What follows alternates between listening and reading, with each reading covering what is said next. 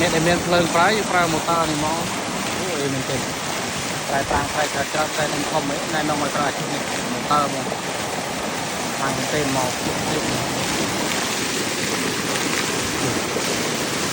អរឡើយ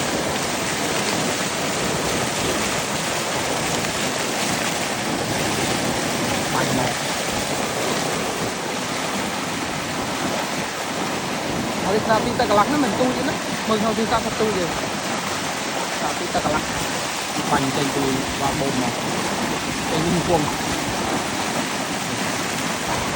ម៉ូទ័រទៅយើងដល់តែទៅតែបាញ់មកទឹកតែបាន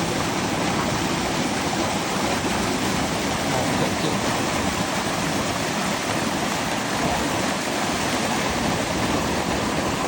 យកទៅខំ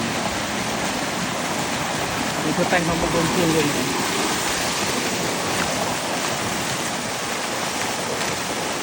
ចាំមកចង់បានឈុតធំជាងនេះក៏បានដែរណែទៅជាបានរៀបឲ្យណាចង់បានរៀបបបូនទឹកគឺតាំងជាងគុំត្រឡប់ចង់ត្រង់ពលរេនៅទីមានជ័យណែគឺចាំក៏ប៉ុន្តែពុំតែបងប្អូនជួយជាក្នុងចំណារអារម្មណ៍អាចមកបានដាក់ម៉ាស៊ីនដាក់ម៉ូទ័រអីអាចមកបានណា